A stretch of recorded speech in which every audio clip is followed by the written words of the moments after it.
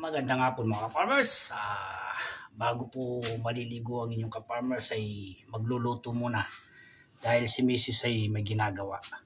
Magluluto po tayo ng ginataan na ulo ng manok at paa ng manok mga farmers.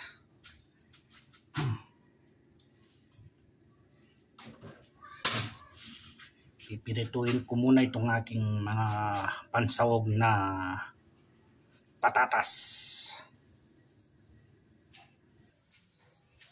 Yung pansawog kong mga patatas mga farmers, pipirituin ko muna.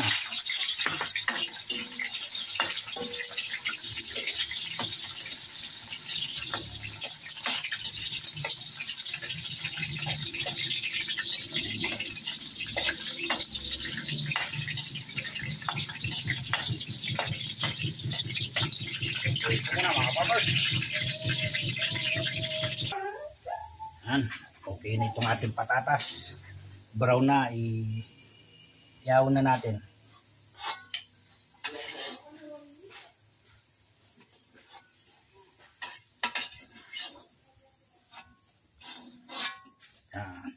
Okay na yung ating patatas mga farmers. At manggigisa na tayo.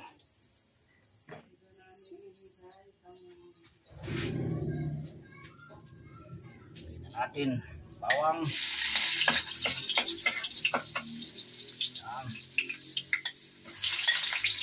Sibuyas. At tatlong sili para may hanghang ng konti at umahagod sa lalamunan. Itong ating luya. Sabay na natin itong ating pork cubes, chicken cubes.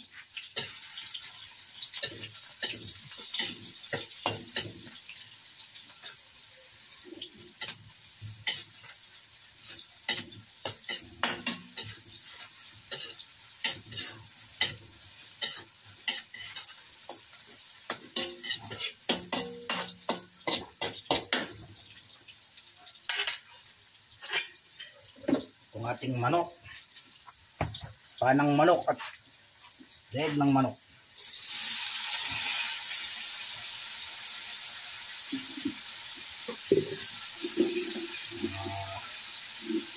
Halu-haluan lang natin to para mag-brown. Pag nag-brown na, kuluin ko muna sa konting tubig. Wala kasi ako. Lagyan ko muna ng konting gata. Lalambutin ko muna yung manok.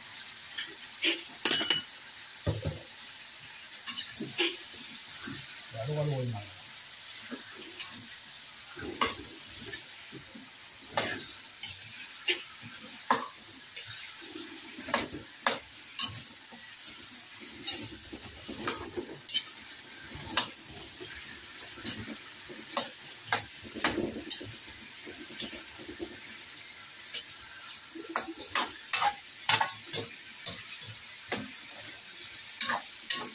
Para mamatay yung lansa ng manok.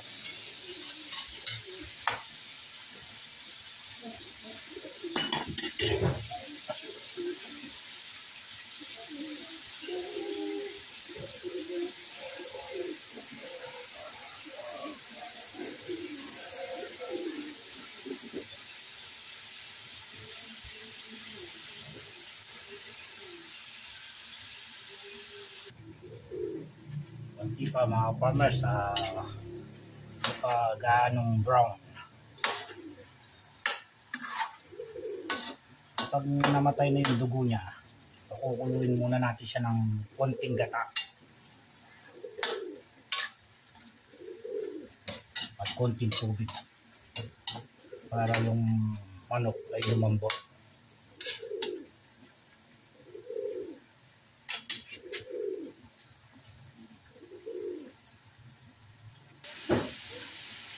Mga farmers, pag nakita nyo yung ganito na, so sure na ito, wala nang dugo yung manok.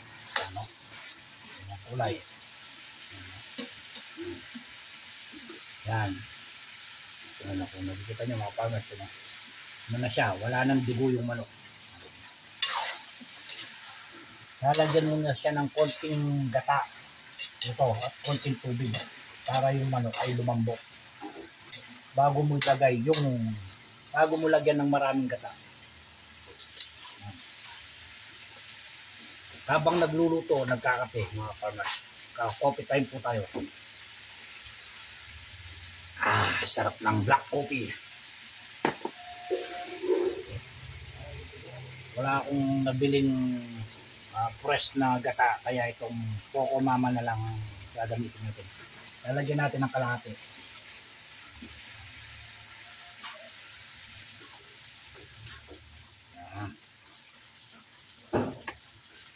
Lalagyan ko siya ng konting tubig para yung karne ng manok ay lumambot.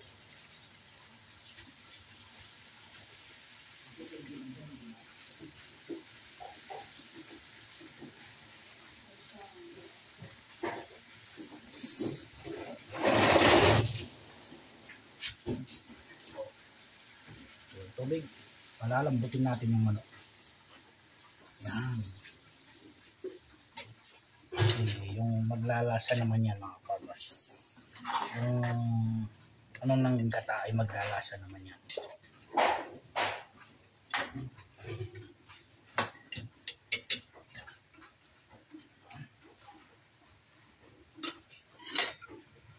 Tatakpan lang natin mga farmers. Yan.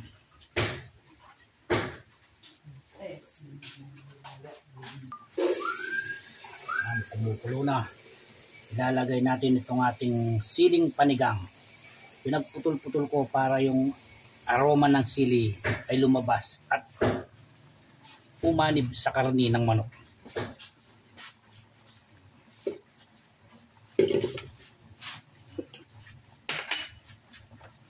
At itong ating masustansyang malunggay.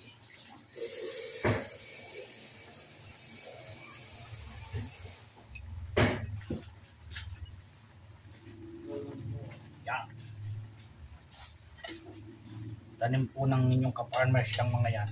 Hindi na po natin binili yung pansawog na yan.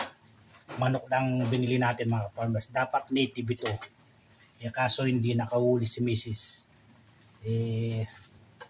Nakahuli naman ako. Nakabili na siya. Sabi niya bukas na lang yung manok. Yung kinakatay niya, i-rep na lang daw niya. Tatakpan po natin mga farmers.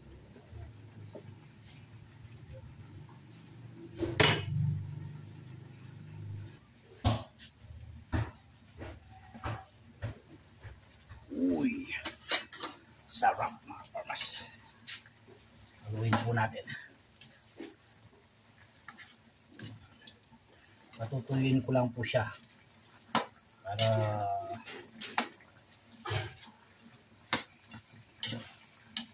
yung linagay natin manok ay tubig. Yung linagay natin tubig ay matanggal bago ko ibuhos yung pinakauling gata natin.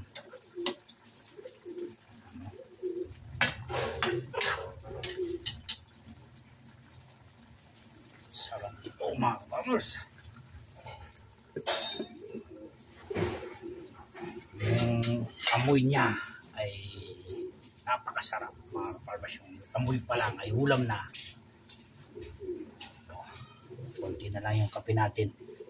Hindi naman siguro natin mauubos ito, ay maluluto ito, ninuluto natin bago tayo maliligo mga farmers.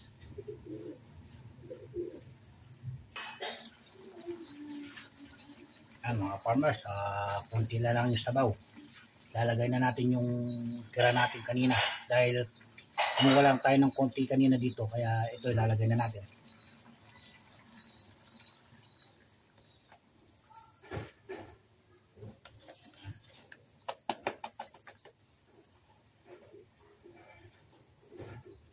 Coco Mama ang ginamit ko mga farmers. Kaya lang natin siyang matuyo at parang magmantika-tika siya.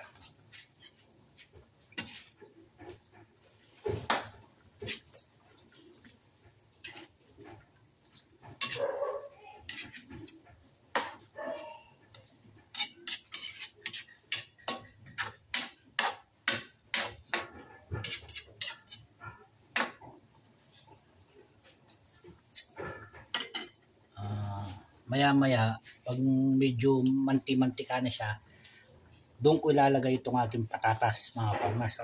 Itong lutong ito, pwede mong lagyan ng patatas, carrots, red pepper. Kung ano yung available sa inyong mga rep, mga farmers, o kaya sitaw or bagu beans. Basta huwag mo lang kalilimutan yung malunggay. Lagyan ng malunggay, mga farmers. Kaya kasi kung ano yung nasa rep, may naagilap akong isang malaking patatas. Kaya ito, tsaka yung tanim natin, sili, tsaka malunggay na lang inalagay natin. Hindi na tayo bumili ng ibang gulay na isasaw. Ito lang ay pwede na, mga farmers. Tatakpan lang natin, mga farmers, para pag lumitaw na yung parang mantika niya, ay lalagay na natin itong ating patatas at konting patuyo na lang ay pwede na siya nun. Mga farmers, magmamantika na siya, mga farmers, no? Pwede na natin ilagay itong ating mga patatas. Kailangan pinakauli yung patatas para hindi malusaw. Umuulit ko, pwedeng pagsahog dito para dumami yung putahe ninyo o yung manok ninyo, yung karne ninyo. Pwede yung patatas, carrots, red pepper, sitaw, or bagu beans. Yun, pwede yung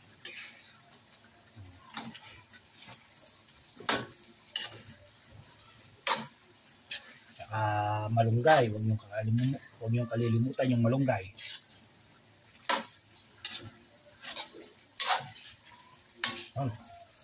Ito na siya, mga farmers. Tingnan natin.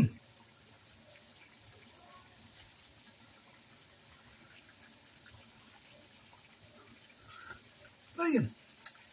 Ang sarap, mga farmers. Yung linamnam niya at yung angang niya at yung ibang rekado ay tamang-tama sa panlasa. Hindi sila nakokontrahan, mga farmers. Sarap. Sarap. Farmers, pwede na siya. Yan. Uy.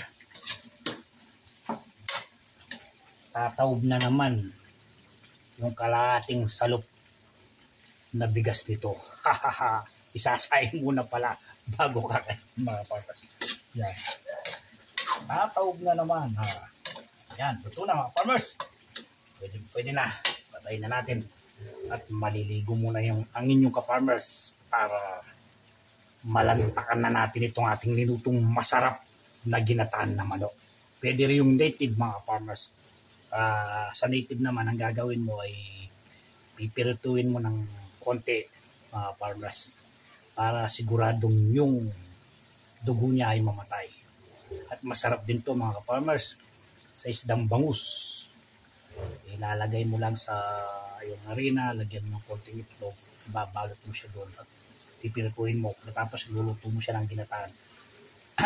Pag nagka-time at ako yung nadestino dito sa kusina, magluluto tayo ng ginataan na bangus at ipapakita ko sa inyo kung paano lulutuin yung ginataan na bangus, mga farmers. Yung lang, mga farmers. Thank you. Sana kahit paano yung mga baguhan na nagluluto ay sana may natutunan kayo dito sa aking pagluluto. Ang inyong ka-farmers, mga farmers, na nagsasabing I'm proud magsasaka.